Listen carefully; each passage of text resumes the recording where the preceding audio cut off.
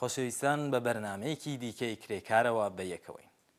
بە هاتنی وەرزی پاییز و هەڵوەرینی گەڵای دارستانەکان سروشت جلی زەردی خۆی لەبەر دەکات و ڕوومەتێکی نوێ لە جوانیەکانی ژیان ئاشکرا دەکات. بەڵام دەبێت لە بیرمان نەچێت کە ئەم تەسویرە بۆ هەمووان چێژی نییە و بۆ ڕێژەیەکی یەکجار زۆر لە کۆمەڵانی ئێران بە تایبەت خەڵکی کوردستان بە مانای خۆتەیارکردنە بۆ بەسەربردنی وەرزێک کە بە دژوار سەرچاوەیەک بدۆزنەوە بۆ دابینکردنی بژێوی ژیانیان. لە بەرنامەی ئەم جارەی کرێکار دەپەرژینە سەر پرسی کرێکارانی وەرزی لە ئێران و کوردستان. هەواڵە کرێکاریەکانی ڕۆژانی ڕابردوو دەبینین و بۆ درێژەی باسەکەمان دێمەوە لاتان و پرسیارەکانمان لەم بارەیەوە ڕوو دەکەینە میوانی بەرنامەکە. گیان لە دەستدانی کرێکارێکی کورد لە ڕوانسەر. کرێکارێکی دانیشتووی شاری ڕوانسەر لە کاتی کارکردندا کەوتە ناو ئامرازی وشتکردنەوەی گەنمەشامی و گیانی لەدەستدا. بە پێی هەواڵی هێرانە، فەریاد یاری دانیشتووی ئاوایی حەسەناوای شاری ڕەوانسەر سەرەڕای ئەوەی کا بڕوانامەی ماستەریشی هەبووە لە بواری خوێندنی ئاکادمیک، بەڵام بەهۆی نەبوونی کارەوە لە یەکەیەکی وشتکردنەوەی گەنمەشامی سەرقاڵی کار بووە و لە کاتی کارکردندا تووشی ڕووداوی کاری دەبێت و گیانی لەدەست دەدات. سەرچاوەیەکی ئاگادار لەم بارەیەوە بە هەواڵنەری هێرانەی ڕاگەیاندووە. فەریاد یاری لە کاتی کارکردندا کەوتووەتە ناو ئامرازی وشتکردنەوەی گەنمەشامی و ئەو ڕووداوەش بەهۆی لە بەرچاونەگرتنی خاڵە ئیمەنیەکانی ئەو یەکەیە لەلایەن خاوەنکارەوە ڕوویداوە و گیان لە دەستدانی ناوبراوی بەدواوە بووە.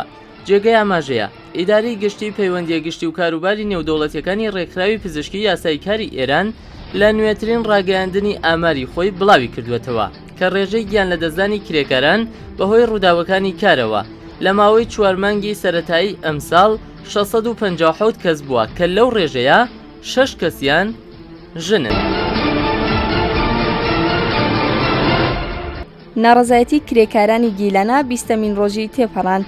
هاوکار لەگەڵ تێپەڕاندنی 20مین ڕۆژ لە ناڕەزایەتەکان کرێکارانی کارخانەی کاشی گیلانە سەر لە بەیانی ڕۆژی دووشەممە 4 ڕزبەر کۆمەڵێک لە کرێکارانی ئەو یەکەیە لە ناڕەزایەتی دەربڕین بە کەڵکەبوونی هەڵدەستە دواخراوەکان و خواستە سێنفیەکان لە بەرامبەر ئیدارەی کاری منجیل دەستیاندایە کۆبوونەوەی ناڕەزایی. بەپێی هەواڵەکان یەکێک لە کرێکارانی ناڕازی کارخانەی گیلانە لەم بارەیە وتی لەو کۆبوونەوە ناڕەزایەتی دەربڕینێ نزیک بە 30 کەس لە کرێکاران بەشدار بوون. ئەو کرێکارە وتیشی لە دەرەنجامدا بەرپرسانی ئیدارەی کاری منجیل سەبارەت بەوەی کە بڕیار وایە لە ڕۆژانی داهاتوو ئیدارەی گشتی سەنایەی پارێزگاری گیلان کۆبوونەوەیک بۆ گۆڕینی خاوەن کارخانەی گیلانە بەڕێوە ببات و کرێکارانیش گەڕانەوە بۆ کارخانە. 160 کرێکاری کاشی گیلانە 16 مانگە حەقدەستیان پێنەدراوە. لە ئێستادا وەرگرتنی حەقدەست و بیمەی ساڵی 93 لەسەرەوەی هەموو داواکاریەکانی کرێکاراندایە. بەرپرسێکی ئاگادار لەم بارەیەوە وتی ناڕەزایەتیەکانی 160 کرێکاری کاشی گیلانە لە کاتێکدا درێژەی هەیە کە بەڕێوەبەری ئێستا و خاوەنکاری کارخانە گەڕانەوەی خۆی بۆ کارخانە بە دەرکردنی کرێکاران مەرجدار کردووە کە پێشتر لەلایەن ئەو بەڕێوەبەرە بە ناوی گێرەشێوەن ناسێنرا بوو. پێدەچێت لێرەدا مەبەست لە کرێکارانی گێرەشێوەن ئەو کرێکارانە بن کە لە 5مین ڕۆژی ناڕەزایەتیەکانی ئەو یەکەیە لە ڕێکەوتی 30 خەرمانان لەلایەن هێزە ئینتیزامیەکانەوە بانکرابوون. کۆبوونەوەی کۆمەڵێک لە کرێکارانی پێترۆشیمی ئیلام لە بەرانبەر مەجلیس.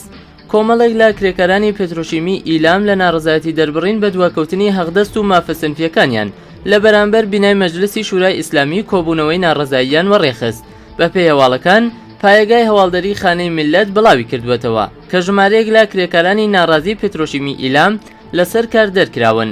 بە پێی هەواڵە کرێکاران خوازیاری دانی مافەیاساییەکانی خۆیان لەلایەن پێترۆشیمی ئیلامەوە بوون کە تا ئێستا چەند مانگێکە دواخراوەپیان نەدراوە.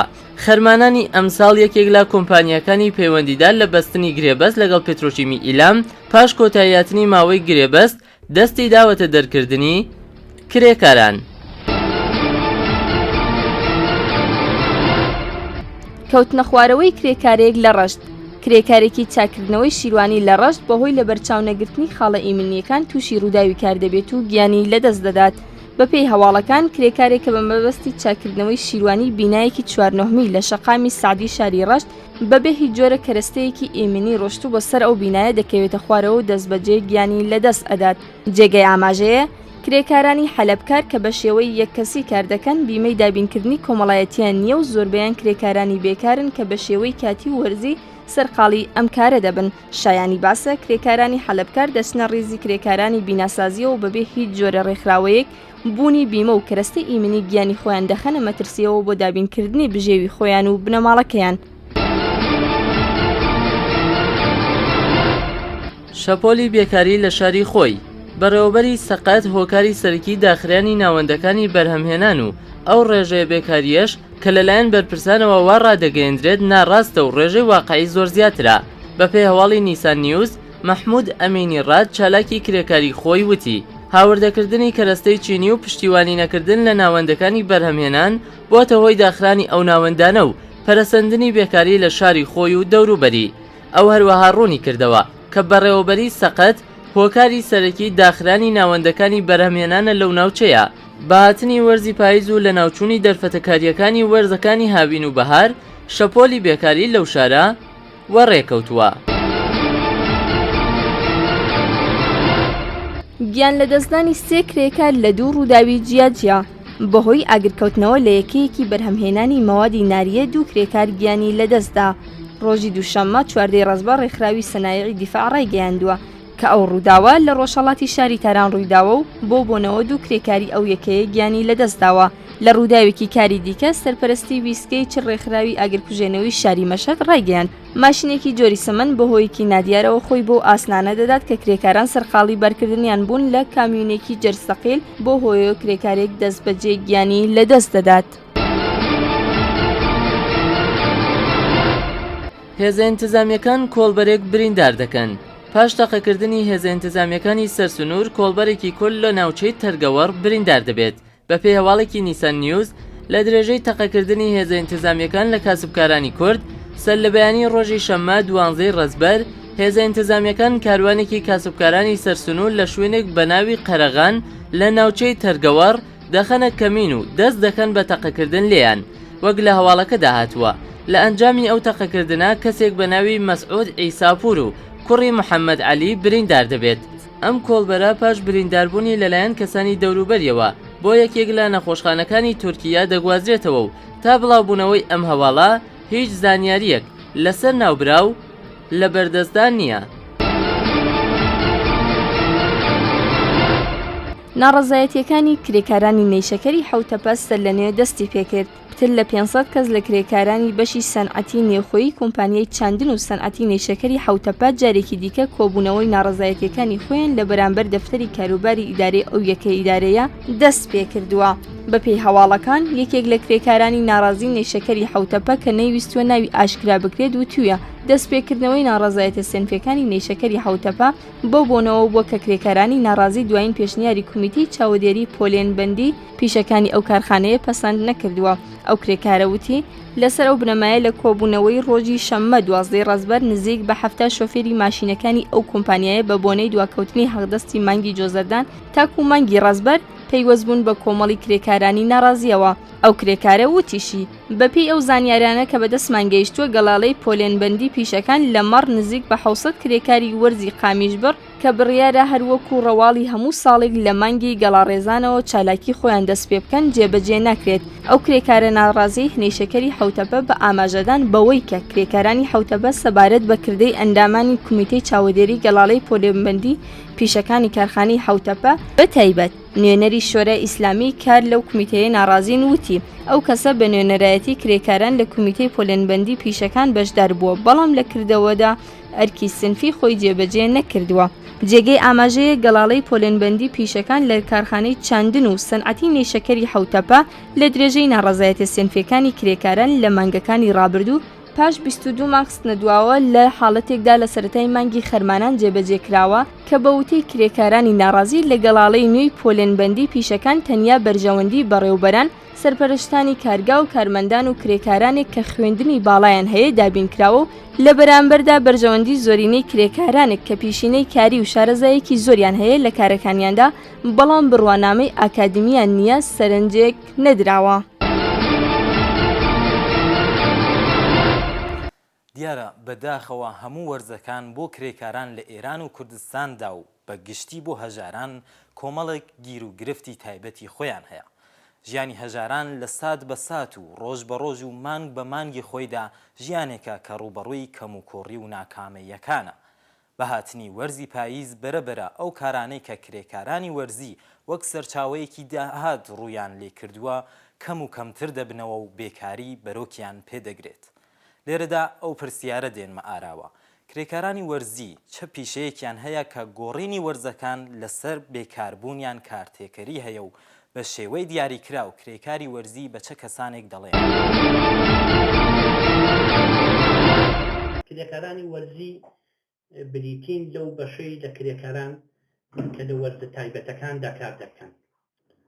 بۆ نمونە دەتوانین ئیشارە بە کرێکارانی کوورەخانەکان بکەین کە لە ساڵدا تەنها لە فەسلی بەهار و هاویندا کار دەکەن و بە هاتنی باران و سەرما مابوونن ئەوانیش کارەکانیان دوایی دەبێت. دەتوانین ئیشارە بە کرێکارانی بیناسازی بکەین هەر ئەوانیش بە هاتنی فەسلی سەرما و باران و ئەوانیش کارەکانیان تعتیل بۆ ئەتوانین ئیشارە بە کرێکارانی کشت و کاڵ و ئەوانە کە لە مەزراکان و ئەوانە کە لە باغدادان لە باخەکان کار دەکەن بۆ ئەوەکە ئەتوان حتا هەم کار و هەم پیشەکە بە دوو تعریفە کرد. یەکەوە کە بەشێک لە ئەو شغڵانە لە وەرزە تایبەتەکاندا هەیە، لە وەرزی تایبەت تۆتوانی لەوێ کار بکەیت. ئەسەن بۆ نمونە تۆ لە بەشی کشت و کاڵ لە بەشی باغداری ئەمانە لەو فەسل تایبەتانە کە میوە هەیە کە کەشاوەرزی هەیە و دوای ئەوە کە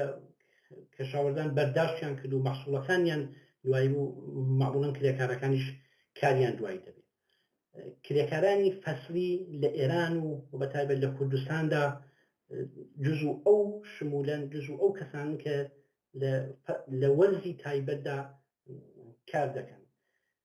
ئەتوان ئشارە بکەن کە کرێکارانی فەسلی جزو ئەو بەشە لە کرێکاران کە لەژێر هێڵی هەژاری و فەقیریدا لە کۆمەلگای ژێر حاکمیەتی کۆماری ئیسلامی کۆماری سەرمایەداری ئیسلامی دەکەن و ئەو کرێکارانە کە کرێکارانی فەسلین بەرحاڵ زۆرترین ئەو کەسانە کە خەڵکێکن کە لەژێر ڕێژەی فەقیری و هەژاری ئەو کۆمەلگایە هەن. بەرحاڵ ئەتوان ئیشارە بکەن کە کرێکارانی وەرزی بەشێکی زڵم لێکرا و بەرحاڵ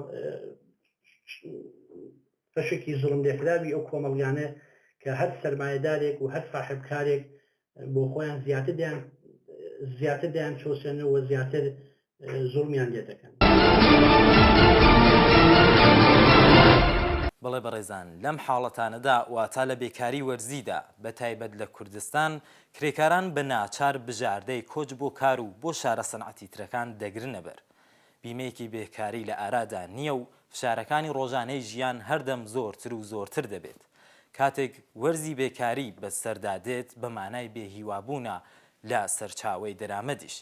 یاسایەکی پێشکەوتوانەی کار بەڵام وەڵامی شیاو بەم گرفتە دەداتەوە. قراردادی کار دەبێ وەڵامی پێبێت بۆ وەرزی بێکاری.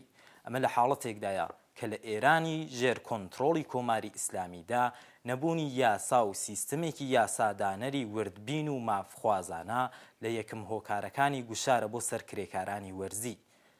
ئاوەڵابوونی دەستی خاوەنکار و ناوەندەکانی سەرمایە لە هەڵسوکەوتی یاسایی لەگەڵ کرێکاراندا وا دەکات کە زەمانەت لە ژیانی کرێکاران و بەتایبەت کرێکارانی وەرزیدا مانایەکی نەبێت. پرسیار ڕوو لە میوانی بەرنامە، ئایا بیمە نەکردنی کرێکارانی وەرزی بەتایبەت لەو وەرزانەی کە کارەکەیان کۆتایی پێهاتووە خاڵێکی یاساییە؟ هەروەها لە بەرامبەر بێکاربوونی کرێکاران لە وەرزی بێکاریدا کێ بەرپرسە؟ کرێکارانی وەرزی کە کاریان دوایی دەبێ معموڵەن هەتا وەختێک کە کار دەکەن یا لە کارخانەیەکدا کار دەکەن یا لە مەزرایەکە کار دەکەن بەڵحاڵ لەو کارگانە دەبێت کە بیمەیان یا بەرحەڵ بە ئەستۆی ساحبکارە دەبێت هەتاکو وەختێ لا یەک ساحبکار کار دەکەن دەبێت ئەو ساحبکارە بیمەکانیان پەرداکە بۆ نمونە بیمەی دەرمان هەموو ئەو خەدەماتانە کە حتا لە خودە قانون جمهوری ئیسلامیشە بۆ کرێکاران تەسویق دەبێت ساحبکاران ڕعایەتی بکەن. هەرچەند کە ئەو خاڵە یاساییانە لە ئێرانی ژێر حاکمیەتی کۆماری ئیسلامیدا بۆ کرێکاران ڕعایەت ناکرێت وەرە دەبێت ئەوە صاحب کار دوا بە دوایەوە کە کاریان تاعتیاو دەبێت بەڵحەڵ وەتە کاریان تەواو بوو دەوڵەت مؤەزەفە کە بیمەی بێکاری بیمەی دەرمان هەتا بیمەی بازنشستگی بۆ کرێکاران دابین بکە بەڵام بەداخەوە هیچ کامێک لەوانەیە بۆ کرێکاران فەسلی لە ئێران جێبەجێ نابێت لەبەرەوە کە کرێکارانی فەسلی هەرمانێک و هەر 20 ڕۆژارێک و مدەتێک لە یەک کارخانە کار دەکەن صاحب کارەکان هیچ قەراردادێک دەگەر کرێکارەکان نابستن حتا لەو بازاڕە خەشەدا کرێکاران خۆیان دەبینەوە کە شامل هیچ گونە حەق و حقوقی نابن کە حتا خود حکوومەتە ئیسلامی بۆ کرێکارەکانیشی بەرحال دەڕوت بۆ کرێکاران داناوە شامل هیچکانە لەو حەق و حقوقە نابن پس بە دوو شێوە دەتوانین ئەوە تعریف بکەین یەک تا زمانێکە کاریگەر لە کارخانە یا مەزرا یا هەر شوێنێ کار دەکا دەبێت صاحب کار حەق و حقوق و مەزایا و بیمەکانی ڕەت کات بیدا بە کرێکاران زمانێکیش کە کارەکەی دوایی بوو دەوڵەت مؤەزەفەکە هەموو نەوە ئەو بیمانەوە بیمەی دەرمان بیمەی تامینە ئیجتماعی و بیمەی بازنشستگی بە کرێکاران تعلق بگرێت بەڵام بەداخەوە کرێکارانی فەسلی هیچ گونە حەق و حقوقیان نە لەلایەن صاحب کار و لە لایەن هەوڵەتەوە دیاری دەکرێت حتا بۆ نمونە ئەو کرێکارانەکە لە کوردستان یا لە شارەکانی ترۆ ڕوو بە شارە گەورە سەنعەتیەکان دەچن بەڵحاڵ دووچار سانەحەیەک دەبن یا لە بینایەک دەکەونە خوارەوە نە دەوڵەت لە بەرابەر ئەو کرێکارانە مەسئولە وەنە صاحب کارەکەش بۆ نمونە زۆر بووە ئەوانە کە لە کاری بیناسازی لە شارە گەورەکاندا کاریان کرد بێت دەبینن حتا زۆربەی ئەو کرێکاران شکە لە کودەخانەکان کار دەکەن بە ژن و منداڵ و حتا ئەو منداڵانەی کە لەژێر قانونی کاری شاهن و ناتوان بەپێی یاسای کار ئەوانش کارەکەن ڕوانەی ئەو بازارە ڕەش و سەرمایه‌داریانە دەکەن و سەرمایه‌دارەکان دەیان چۆسێنەوە بدوونەوە کە هیچ حقوقیان ڕعایەتکەن بەهەرحاڵ کرێکارانی فەسلی بەلەحەزەوە کە کارەکەیان دایمی نییە و تەواو وەخت نییە لە ساڵدا و هەر فەسلێک بەرحاڵ هەر کاتێک نادیاری کراو لە شوێنێک کار دەکەن بەداخەوە شامل هیچ گونە حەق و حقوقێکی کاری نابن کە دەبێت کرێکارێک بیبێت مەسەن بۆ نمونە ئەگەر تۆ لە وڵاتێکی ئوروپاییە ژیان بکەیت دەبینی تا وەختێک کە کار دەکەیت تۆ ماڵیاتە دەی بە دەوڵەت شتۆیە دەی بە دەوڵەت و دەوڵەت لە بەقابڵ تۆدا وەختێک کە بێکاریت مەجبورە کە مەسەن بیمەی بێکاری تۆ بدا مەسکەن بدا ژیان و ڕعایەتکە و لە بەداخەوە ئەمە لە دەوڵەتی سەرمایه‌داری کۆماری ئیسلامیدا بەچاو ناکرێت حتا تەنیا جمهوری ئیسلامی بڕێ ئەو وڵاتانە کە لە دەوروبەری ئەو وڵاتە ئاسیاییانە بەداخەوە شامل هیچ بوونە حەق و حقوقی نابن کە کرێکاران هەیە ئامارەکان دەربارەی کرێکارانی وەرزی و بێکار ئەویش لە ئێراندا لەوانەیە هەموو کات بەشێک لەو زانیاریانە بێت کە دەستگاکانی ڕژیم بە مەترسیەوە دێپارێزن کپ و بێجەنگ هێشتنەوەی پرسی بێکاری زۆر بۆ حاکمیەتە گرینگە هەروەک باسی هەندێک لە راپۆرت و قسەکانی بەرنامەی کرێکاریشە دەستگاکانی ڕاگەیاندنی حکوومەت بە تەلەڤیزیۆن و ڕۆژنامە و رادیۆوە تێدەکۆشن پرسی کار و بێکاری هەژاری و خەسارە کۆمەڵایەتیەکانیان و زۆر شتی دیکە چەواشەکەن و لە ڕاستیدا ئەم بەرپێگرتنە بە جۆرێک ڕەمزی مانەوەیە بۆ ئەوان دەستگاکانی ڕاگەیاندنی ئەوان جاروبار خۆیان لە باسی بیمەی بێکاری دەدەن و بۆ خاڵی نەبوونی ئەریزە دیمەنگەلێک پیشان دەدەن بەڵام هیچ کات ناپەرژێنە سەر باسە ڕاستەقینە و ئەسڵیەکان ئامارەکان دەشارنەوە و ئەم باسە نادرکێنن کە کرێکارانی وەرزی و بێکار زۆرینەی کۆمەلگای کرێکاری ئێرانن کە هێز و وزەیان دەتوانێت ڕیشەکانی ئەو دەسەڵاتە لە بن بێنێت لە میوانی بەرنامە دەپرسم بۆ چارەسەرکردنی کێشەی بێکاری بە تایبەت لە نێوان کرێکارانی وەرزیدا دەوڵەت چه ئەرکێکی لەسەر شانە و هەوڵەکانی لەم بوارەدا دەبێت چۆن بێت بۆ کرێکارانی فەسلی دەبێت دەوڵەت دوا بە دوای ئەوە کە کرێکارانی فەسلی کارەکانیان دوایی بوو دەبێت شامڵی بیمە بن کە سازمانی تامینی ئیجتیماعی مەسئولە لە بەرابەر ژیانی ئەو کرێکارە فەسلیانەدا. دەبێت دەوڵەت ژیانی کرێکارانی فەسلی تامین بکات، دەبێت لە بەرابەر مەسکەنیان، لە بەرابەر بیمەیان، لە بەرابەر ژیانی ڕۆژانیان دەوڵەت مەسئولە. چونکە کرێکاران هێزێکی بەرهەمهێنەرن لە کۆمەڵگادا، هێزێکن کە بە نیروی کاری خۆیان تەولید دەکەن، ئەو خەدەماتانە دەکەن کە ڕۆژانە توانی مەسەن شارە بە بەخشی کەشاوەرزی و بەخشی باغداری بۆ کرێکاران فەسلی دەکەن. دەبێت سازمانی تەمینی ئیجتیماعی مەسئولە لە بەرابەر بێکاری کرێکاران فەسلیدا کە حتا خودی نظامی جمهوری ئیسلامی قانونێکی هەیە بۆ ئەو کرێکارانە کە لە دێهاتیان لە بەرحاڵ خۆیان ناویان ناوە کاریگەرانە ڕووستایی یا عەشایر بە قەوڵە خۆیان، کرێکاران بیمەیەکە بەرحاڵ بیمەیەکیانەی پێش بیمەی ڕووستایی ئەو کەسانە کە لە بەخشی کشت و کاڵ و باغداری کار دەکەن دەبێت دوا بە دوای ئەوە کە ئەوان کاریان دوایی بوو کرێکارانی وەرزی شامڵ ئەو بیمە دەبن کە حتا لە دێهاتەکانیشان بەناو بیمەی ڕووستایی هەیە. بەڵام بەداخەوە دەوڵەت لە بەرابەر ئەوە هیچ گونە تەعهودێکی نییە و تاکو ئێستا کرێکاران فەسلی لایەن دەوڵەتەوە هیچ گونە تەوجێهێکیان پێ نەکراوە. دەبێت ئیشارە بەوە بکەم کە کرێکاران دەبێت پێویستە بۆ چارەسەرکردنی کێشەکانی خۆیان پێویستیان بە هاودەنگی هەیە، پێویستیان بە هاواهەنگی هەیە، دەبێت خۆیان بەهێز بکەن، دەبێت سعیکەن کە سندیکەهای کاریگەری سەربەخۆ، ڕێکخراوەهای کاریگەری سەربەخۆیان ببێت تا بتوانن لە داخوازیە چینایەتیەکەی خۆیان دفاع بکەن، بتوان بەوە کە زیاتر نێڵ سەرمایەداران و ساحب کارەکان هێزی نیروی ئەرزانی ئەوان بەفیڕۆ بن.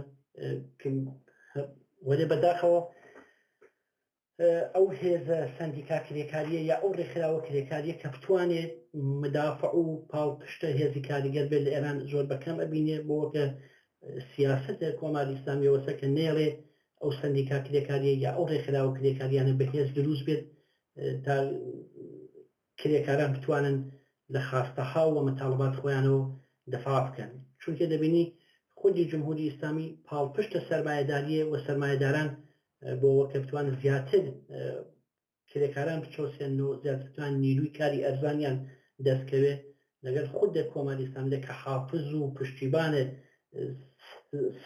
سەرمایەداریە زیاتر هاواهەنگیان هەیە و ئەوەی کە لەم بەیدا زیاتر زەرمەند دەبێت تەبەقەی کاریگەر و تەبەقەی چینی ژێرخواری کۆمەڵە.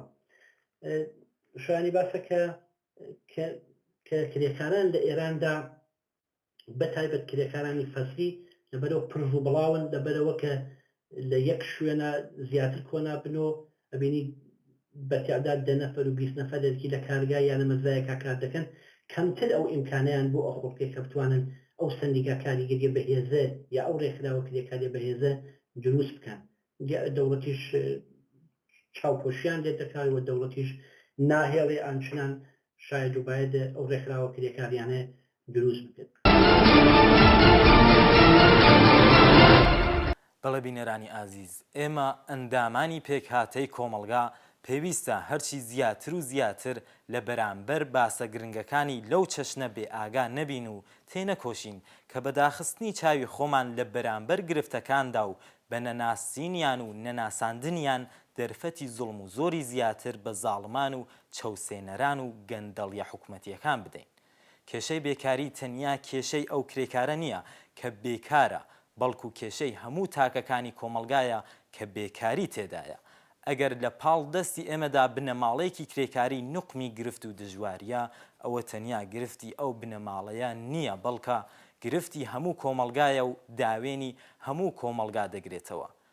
پشتیوانی لە چالاکیە کرێکاریەکان و ڕێخستنە کرێکاریەکان پشتیوانیە لە بەدیهێنانی کۆمەلگایەکی شیاو بۆ سەرجەم شارومەندانی ئەو کۆمەلگایە. ئەوە سیاسەتی حاکمە کەوا دەنوێنێت کە گۆیا گرفت و دژواریەکانی بەردەم چینەما خوراوە و کەم داهاتەکان تەنیا کێشەی خۆیانە. ئەمە فرموڵی حاکمیەتێکە کە نانی ئەوە دەخوات چینەکانی کۆمەلگا دەرهەق بە چارەنووسی یەکتر بێخەم و بێمەسئولیەت پیشان بدات و گشتیەتی خەسارەکان بشارێتەوە. بەڕێزان بەم شێوەیە هاتینە کۆتایی ئەم دیدارەشمان تا دیداری داهاتوو سەرفراز و بەختەوەربن.